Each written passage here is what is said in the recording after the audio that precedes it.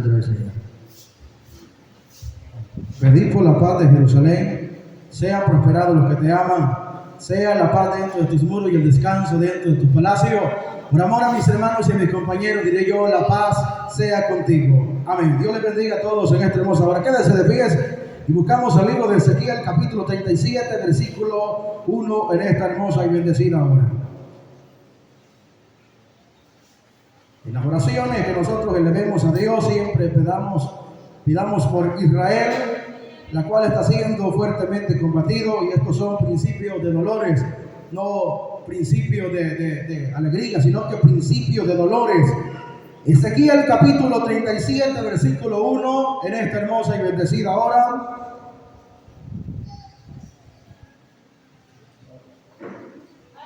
Cuando lo tenga se pone en pies, ya los que están de pies.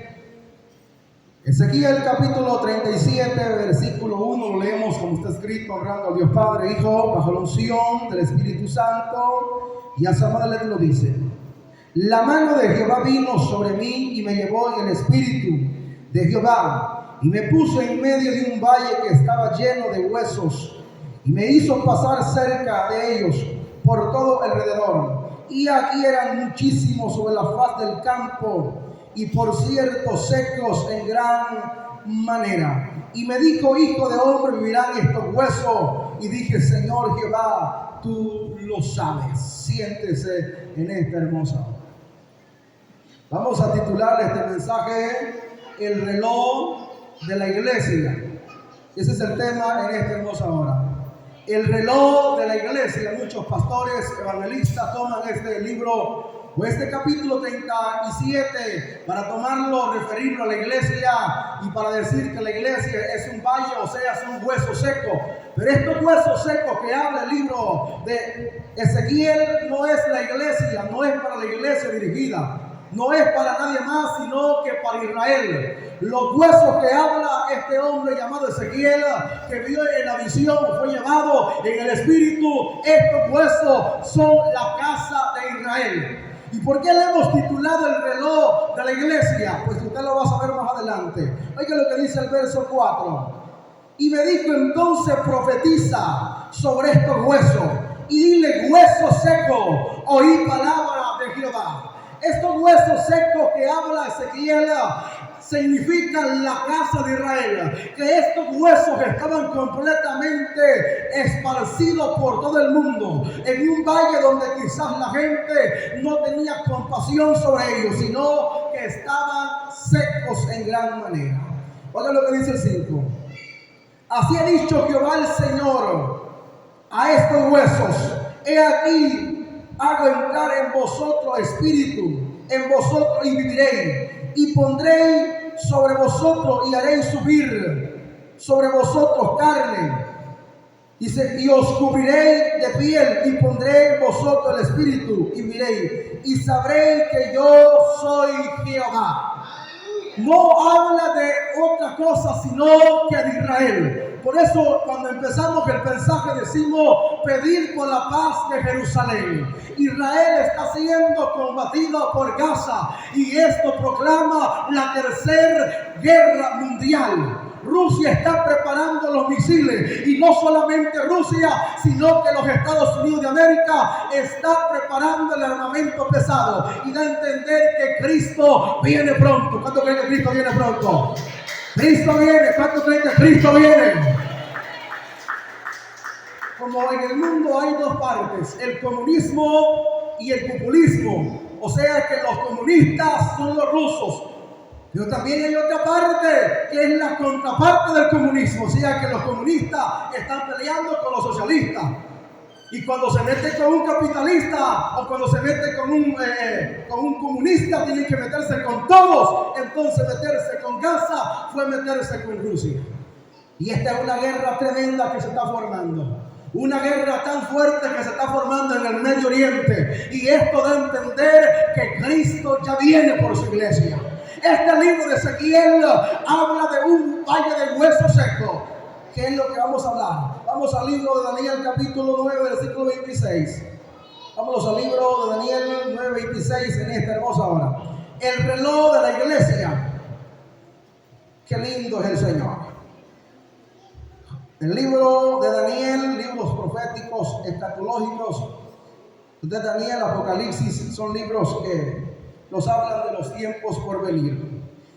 Daniel, verso 27. Y después de las 62 semanas se quitará la vida al Mesías, mas no por sí.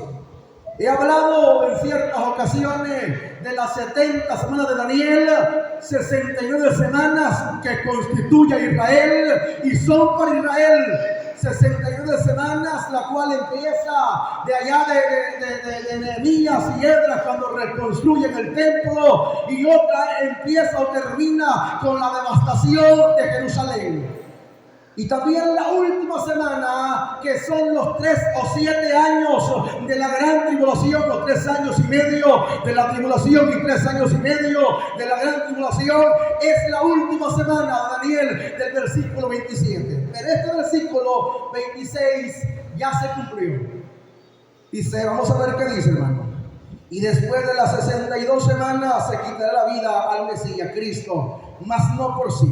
Oiga lo que dice. Y el príncipe de un pueblo, dice, y el príncipe que ha de venir destruirá la ciudad y el santuario. Dice, y su fin, la guerra, durará las devastaciones. Un príncipe que ha de venir, dice Daniel, destruirá el santuario, destruirá la ciudad y la dejará completamente ahollada. Israel quedó completamente desierta, quedó completamente para vivienda de animales que quizás eran animales que comían personas, animales volátiles, animales reptiles, y había quedado completamente desierto Israel. En ella ya no había hálito de vida, pero sabía Dios, y Dios había dicho que iba a restablecer a Israel como nación y que la iba a poner como heredera delante de todo el mundo. Y este es el reloj profético de la iglesia. El reloj profético de la iglesia es Israel. Destruyen la ciudad, destruyen el santuario. Pero vamos a ver qué dice Mateo 24:1. Esta es la destrucción, pero vamos después a la reconstrucción. 24:1. Cuando Jesús salió del templo y se iba, se acercaron sus discípulos para mostrar los edificios del templo. Respondiendo le dijo, ¿veis todo esto? De cierto digo que no quedará piedra sobre piedra que no sea derribada. Una profecía exacta de Cristo. En el año 70, Tito destruye la ciudad y la deja completamente destruida, hermanos, completamente desmenuzada, quemada. Y aquellos israelitas que un día habían tenido tierra, una tierra completamente de ellos, vivían como extranjeros en tierra ajena. Había quedado la ciudad de Israel completamente desierta. Cristo dijo, de cierto digo, que no quedará piedra sobre piedra que no sea derribada. Aquellos grandes edificios y aquellos grandes monumentos fueron destruidos. Pero vamos todavía a la devastación de Israel, pero vamos después a la reconstrucción. Y esto todavía empieza. Vamos a ver qué dice el libro Lucas 23, 3 o 28. Vamos a deshacer Israel y luego la volvemos a reconstruir. 69 semanas equivalen a 483 días. Vamos a ver qué dice Mateo capítulo 23, versículo 28. 23, 28 del libro de Lucas, perdón. Libro de Lucas capítulo 23, versículo 28 dice, pero Jesús volteándose a ellas le dijo, hijas de Jerusalén, no lloren por mí, sino llorad por vosotros mismos y por vuestros hijos. Mucha gente relaciona este versículo porque el que piensa o porque cree, no es porque creen ellos que estas mujeres lloraban hipócritamente, no. Estas mujeres lloraban y lloraban de verdad por Cristo. por las cosas grandes que había hecho. Pero Jesús le dice: no lloren, hijas mías, no lloren por mí, lloren por ustedes y por sus hijos. ¿Por qué me dice? Vamos a ver qué dice el verso 29, hermano. Dice: porque aquí vendrán días en que dirán: bienaventuradas las estériles. ¿Por qué bienaventuradas las estériles? Si hoy ser estéril es un problema, todos quieren tener hijos. Pero aquí dirán las mujeres: son bienaventuradas las estériles. ¿Por qué será? Vamos a ver 28, hermanos. Bienaventuradas las estériles. Y los vientres que no concibieron, y los pechos que no dieron o no crearon. ¿Por qué pasará esto? ¿Por qué crees que Jesús les dijo que iban a decir bienaventurada? Porque iban a llorar esta pérdida de Jerusalén. Porque la profecía que estaba dando Cristo era que las estériles iban a ser benditas, porque sus hijos no iban a ser muertos, ni tampoco iban a ver la devastación de Jerusalén. Y esta es una profecía que Cristo dijo. Gente que dice: no, Cristo estaba diciéndole que no lloraban porque lloraban hipócritamente. No, Cristo les dio una profecía, que no lloraran por él, sino que por ella. Vamos a ver qué dice Lucas 21, versículo 24. Lucas 21, 24. Para deshacerlos luego, para reconstruirlo, vamos a enterrarlos un momento más. 21, 24 dice: y caerán a filo de espada, y serán llevados cautivos a todas las naciones. Y Jerusalén será hollada por los gentiles, hasta que el tiempo de los gentiles se cumpla. Yo me vi en este hermoso ahora. Aquel valle de hueso seco era el que había visto Ezequiel, y era este valle. Durante 70 años, Babilonia ha llevado cautiva a Jerusalén. Había quemado también las puertas, pero no solamente quedó ahí, había otra devastación. Y aquí dice, vamos a ver qué dice, hermano. 21, 24 dice: y caerán a filo de espada, y serán llevados cautivos a todas las naciones. Y Jerusalén será hollada, pateada, para que usted lo entienda bien, por los gentiles, hasta que se cumpla el tiempo de los gentiles. Óigame bien este hermoso. Había quedado en Israel, que ahí era desierto, hermano. No era habitable ese lugar. Después que había sido Israel muy hermoso, teniendo sus palacios, teniendo el santuario, había quedado completamente devastado, dice la Biblia, que no había quedado nadie, ni un sobreviviente ahí. Las puertas habían sido quemadas, los sepulcros habían sido desiertos, las casas habían sido quemadas completamente, y no habitaba nadie ahí. Pero reconstruyamos Israel, porque es lo que quiero leer yo. Ezequiel 37, versículo 11. Vamos a reconstruir Israel. Y me dijo, Ezequiel 37, 11, y me dijo luego: hijo de hombre, todos estos huesos son la casa de Israel. He aquí lo dice: vuestros huesos se secaron y pereció nuestra esperanza, y somos del todo destruidos. Israel decía: quedamos completamente olvidados por el Señor. Israel decía: quedamos completamente destruidos. Nadie ha podido venirnos a levantar. Nuestros sepulcros han quedado en el olvido del Señor. Nuestras esperanzas perecieron. También mi gente me abandonó. Y así decía Israel. Pero ¿sabe qué dijo Jehová? Yo levanto la casa de Israel, los huesos secos los haré descender, dijo Jehová, y los haré un pueblo próspero. Y ese es el reloj profético de la iglesia. Este reloj empezó a girar vueltas, hermano. Este reloj empezó ya a marcar las 12. Este reloj anuncia la venida del Hijo del Hombre. Este reloj anuncia que Cristo viene pronto. ¿Cuánto le alaban en esta hermosa hora? Ellos dijeron en su mente: perecieron las esperanzas. Porque para un israelita morir en tierra ajena era un problema. Y ser enterrado en tierra incircuncisa le era pecado, le era carne, porque ellos tenían su lugar para ir a enterrarse. Ellos no morían de cualquier lugar, tenían que morir en su tierra. Por eso José, cuando murió, dio mandamiento acerca de su hueso y dijo: llévenme para allá. Porque sabía que iba a morir y nadie lo iba a llevar, pero dijo: llévenme para allá. Esta gente es lo mismo, esparcida por todo el mundo. Por toda clase, por toda tribu, toda lengua había un israelita. Y estos decían en su mente: vamos a volver, no vamos a volver. Muchos israelitas decían en su mente: ¿será que voy a volver a mi tierra?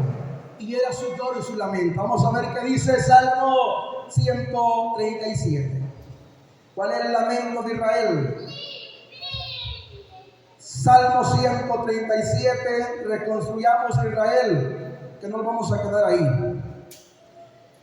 En el versículo 1, si usted me ayuda, fuera muy amable.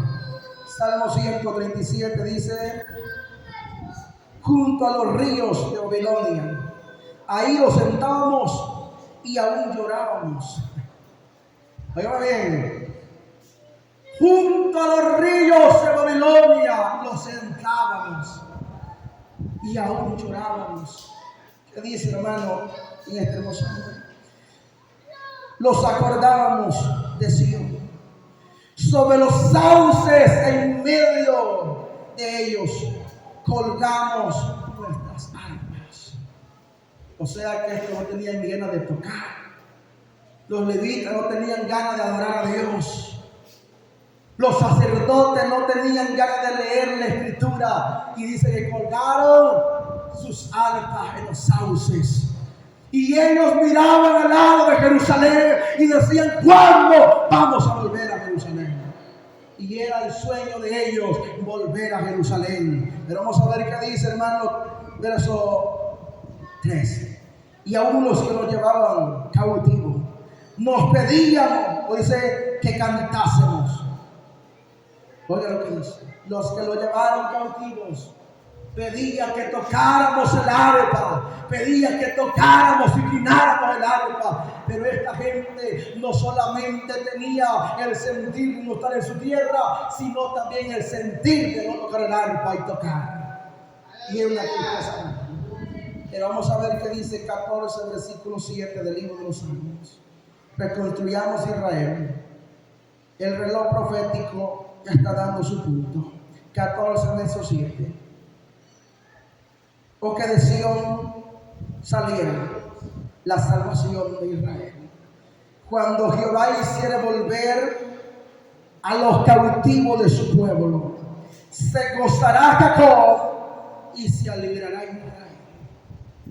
Cuando Jehová hiciera volver a los cautivos de Sion, dice este salmo, dice que se gozará Jacob y se alegrará Israel. Cuando la higuera empiece a reverdecer, el guío levanta la cabeza, porque Cristo viene.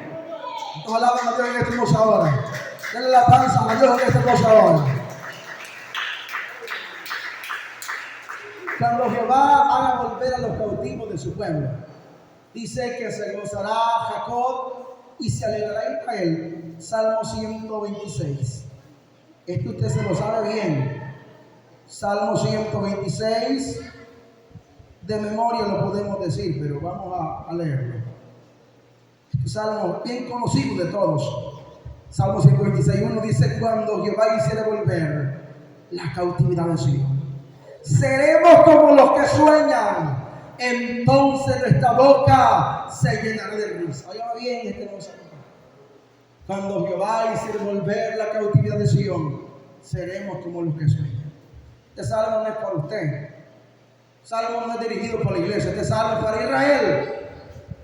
Cuando Jehová hizo volver la cautividad de Sion. ¿Por qué nos interesa tanto que Israel florezca? ¿Y por qué lo conmueve tanto que Israel florezca? ¿Sabe por qué lo conmueve? Es porque Cristo está a las puertas.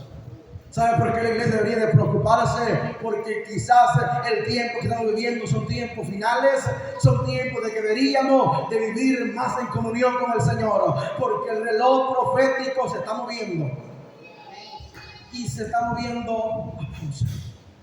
Cada minuto, cada segundo proclamamos que son los últimos días. Y en Gaza, Israel, son más de 100,000 muertos. Una olada de misiles que se ven por alrededor y surcan los cielos. La gente muere, unos calcinados, otros muertos. Diferentes partes de Israel están siendo batidas. Y esto da a entender que Cristo viene por su iglesia. Denle gloria a Dios en esta hermosa hora. No se quede callado, denle gloria al Señor en esta hermosa hora. Nuestra boca se llenará de risa, dijeron los israelitas, y nuestra lengua de alabanza. Y esto no es todo. Entonces dirán entre las naciones grandes cosas. Es que reconstruir Israel era tremendo. Si estaba completamente desierto aquello. Y decían los pueblos entre sí, eso no se vuelve a levantar. Decían los pueblos incircuncisos, Israel no se vuelve a levantar. Y hoy es conocida como la nación o el estado de Israel, que significa todopoderoso. ¿Cuántos creen que Dios es todopoderoso? Dios es invencible, grande.